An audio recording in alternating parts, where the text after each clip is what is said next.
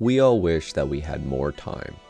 More time for doing the things that we enjoy, more time for farming gold, for leveling rune crafting, for spending time with our loved ones, or even just for sleeping. In this video, I'm going to provide some psychology-based insights that will help you manage your time better, so that you feel as though you have more agency over where your time is going, and so that you will hopefully have more time to be who you want to be. I will provide you with some ideas and skills that you can either take and use as is, or adjust and pick and choose to make this fit best for you. And maybe after this, you'll even have that extra bit of time to smash the like and subscribe buttons. Before we jump into the actual advice, I just want to outline two assumptions I'm going to make. The first, you likely know enough to use a calendar or schedule in some way that you can theoretically plan out your days already. Although hopefully what I talk about will help you improve how you use it or make it more actionable for you. And second, you're already capable of exploring time management techniques outside of this video to help you with the logistical process of actually planning out your time further. But I'm also going to shed some light on this as well. And I'm always happy to reply to comments with questions about specific types of techniques. And if it's really popular, I'll even consider doing a time management part 2. But what that leaves us with then is a conversation about understanding why it's so difficult to manage our time in the first place, and then for us to learn a new way to think about time and doing the things that we do. So where does the time go? One of the biggest problems that people have when it comes to effectively using their time is that they don't actually know where they're spending it in the first place. Even if they do have an idea of what they're doing, maybe they have no idea of the exact magnitude of the time they're spending on certain tasks. It might be that they're spending extra time on things that they can easily adjust, or that can at least give them targets for making improvements. So a critical first step to time management is taking an inventory of your time expenditures. You can start by simply tracking how you spend all your time throughout a week. What I would suggest you do is start with a journal or a calendar app and start to log every 10, 15, 30, or 60-minute blocks based on whatever works best for you by simply labeling it with what you were doing. So, on screen, there's an example of what a basic approach of this might look like for a given day. I really encourage you to make this your own, play with it a bit, so that it will be most useful for you to understand yourself. However, be mindful of not getting caught in the weeds too much here. So for example, if you end up going to the washroom and spending 20 minutes on your phone, that might be information you want, but if it's only a 1-minute excursion, you can probably forgo logging that. If you have a hard time with this sort of logging of data or paying attention to things throughout the day, you can also try setting some reminders throughout the day to reflect on and log maybe the last hour or two. So once you've looked at where your time is going, it'll hopefully start to provide you initial insight on areas you didn't realize you were spending time on. Perhaps if your goal is to complete your school assignments on time, but you spent 8 hours a day playing RuneScape, maybe there is some rebalancing that needs to be done. But to further emphasize this point, one exercise that can be helpful to make the impact of logging your hours stronger is before looking at the hours, you actually take a guess at the rough proportions of how you expect you are actually spending your time. So for those of you who like to play in Excel, it can be helpful to put this sort of information in some sort of graph. I would suggest a pie chart, as we do something in therapy sometimes called a responsibility pie, where we have people draw a pie chart and then break it up based on what they think a situation is in terms of responsibility proportions. So in this case, before you graph your actual hour expenditures, you can take a guess at the proportions of where you're spending your time and then plot your time, and you might be surprised at the disparity between your expectations and reality. Or maybe you're even a little bit accurate. As you can see in the example pie charts I've thrown up here, in the expected pie, we had thought that we'd spend some time working on homework, more time sleeping, as well as less time playing RuneScape and less time getting ready in the morning. But in reality, we spent no time working on homework, less time sleeping, more time playing RuneScape, and more time getting ready in the morning, probably because we're tired from not sleeping enough. I mean, since this is time management for gamers, maybe this would be ideal. More gaming, less things we don't want to be doing. However, this is where it is important to reflect. After you've figured out how accurate you are in your time management, there are sort of two next possible steps. In the case that you are not very accurate, and you realize that you need to make a change in some way, you'll have to have a conversation with yourself about how to make a positive change and work on things that you want or need to work on in your life. At this point, it might be helpful to apply some of the goal setting and life principles I talked about in my other videos, or it might be worth seeking your own professional help at the most extremes.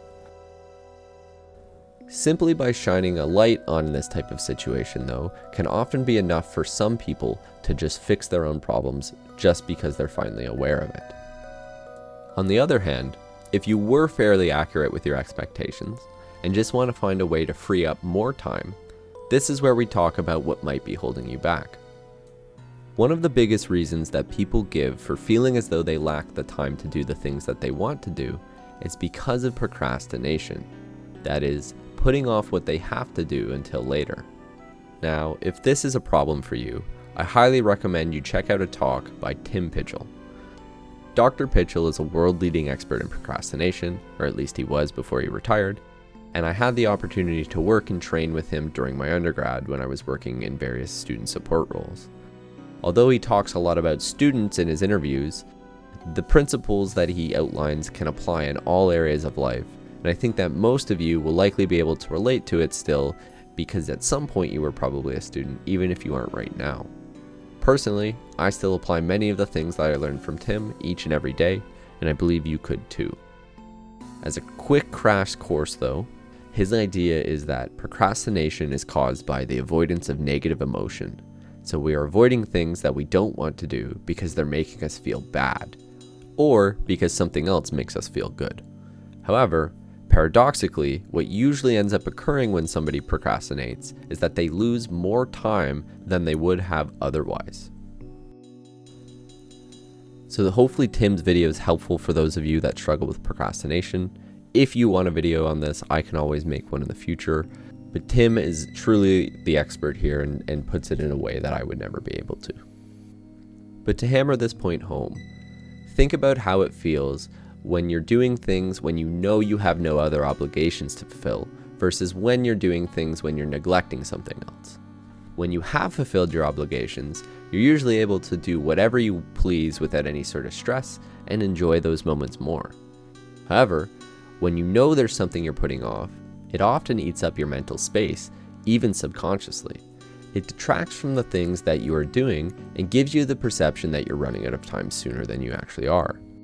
Tim often used the Mark Twain quote, "If it's your job to eat a frog, it's best to do it first thing in the morning. And if it's your job to eat 2 frogs, it's best to eat the biggest one first." Another frog-related Mark Twain quote is, "Eat a live frog first thing in the morning, and nothing worse will happen to you the rest of the day."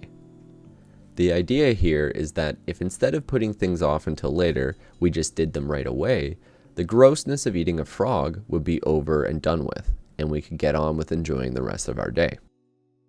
So these ideas I've introduced will hopefully help you understand your time some more and help you start to relate to time differently. I know some of you likely hope for more specific time management skills. However, a lot of these are pretty straightforward, and there's a ton of content on them on YouTube and other places on the internet that you can get to. I tried to focus on things that I could provide a new perspective on. But that doesn't mean I don't have a couple more tips for you. So if you can build a schedule using a calendar app, and you can learn to overcome procrastination, you can make much more time for yourself. One thing I would suggest when you're thinking about building a schedule in the first place is to apply some of those SMART goals from my previous video. Be specific and be realistic with yourself. Plan your day to be the best day that you could realistically achieve. If you know that you can only work on a project effectively for 2 hours, there's no reason to plan to work on this project for 8, because you'll likely end up spending time procrastinating or doing mindless tasks rather than actually focusing on that task, and rather than actually doing something you would rather do. This is because when we dedicate our time this way mentally, we often don't let ourselves off the hook when we've run out of steam to continue working.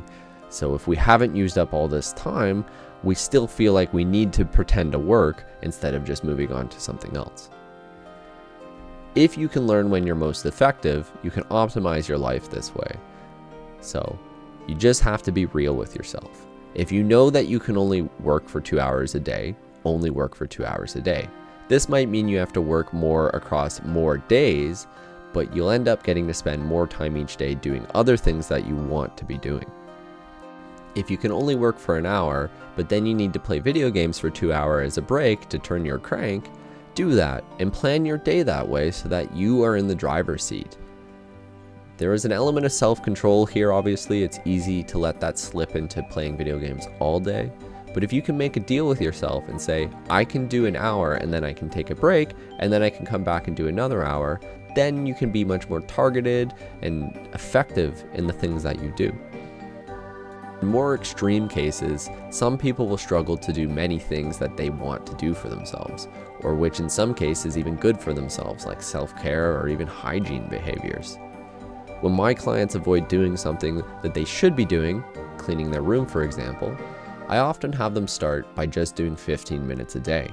We make an agreement and say, I do 15 minutes and then I can do whatever else I want once I've done that. But at least I will have done that 15 minutes and move towards my goal of cleaning my room. And I can always do more if I want, but I at least have to do the minimum. What will usually happen here is that people will end up doing more than 15 minutes because when they have put something off like cleaning their room, they start by seeing it as an all or nothing task to accomplish, which is too overwhelming to start, but really they could just be chipping away at it slowly like this. Getting them to accept this and use the chipping away process allows them to unlock the initiation required to actually then fully clean their room. So you'd be amazed how many times clients have this problem and the only actual problem is starting, but once they've started, they're fully able to clean their room. You can also think about applying this in RuneScape, where maybe even putting off leveling up a slow skill because you think about having to get that full level up for it to be meaningful. But if you just did a little bit each day, eventually you would hit that level and your room would be clean and you would have that agility requirement. In the most extreme cases of inaction, I often start by saying, how about when you catch yourself thinking about how you should clean your apartment, why don't you get out of bed or off the couch and just start by brushing your teeth? And if you can't even get off the couch, you just have to wait till you have to go to the bathroom, which will happen eventually. And then when you're there, take that extra 2 minutes, brush your teeth, and then see how you feel. If you still don't have the energy to do something else yet, at least you've brushed your teeth and you'll feel good for a second. And then maybe next time this happens, you can do an extra minute of something else. This is again one of those things where after you accomplish a small task, you get a hit of dopamine and then end up snowballing that momentum into doing other tasks because you've had that initial reward. It's all about tricking your brain into wanting to do the things that it thinks it doesn't want to do. It is always best to be honest and realistic with yourself. Don't set too high of expectations because it's unrealistic to go from 0 to 60 instantaneously. It takes time to ramp up and build that momentum in these sorts of processes. Change is a gradual progress, but 1% better today will compound across time, and in a year from now, you will feel like an entirely different person. In a future video, if it's helpful, I'll talk about how to change our thinking around these types of ideas more in depth. Let me know. I know I didn't talk about things like when you have to actually spend time working because you need to survive. Well, there's sort of a reason for this, and it's because sometimes in life there are things that we can't really make changes about, and we just have to buckle down and get through it. Unfortunately, there's some things we just can't time manage. We just have to change the way that we cope about them. Maybe that's something I can cover in another video as well. But I hope that this video provided you with something valuable to use for improving how you spend your time, or how you think about it at least. I know it was a bit less gaming focused than the other times, but hopefully you can still apply these principles in some way that's useful for your life, even if it is in gaming. Let me know in the comments down below what was useful, what wasn't, how you think you'll try any of this out, or what other things you do to manage your time. And as I said earlier, If you have any questions, I'm happy to answer them to the best of my ability. And of course, if you have suggestions for other topics you'd like me to cover, put them down there as well. I'm going to record a brief channel update video probably after this, if not tomorrow. And in that, I'll share some of my plans for future content. Sorry for being absent for so long. Life's been really busy, but more on that in that update. So please check that out when it comes up. And if you've made it this far, say something nice about koalas in the comments. You're a real one. Thank you all for watching. I hope you have a great day, and I'll see you in the next one.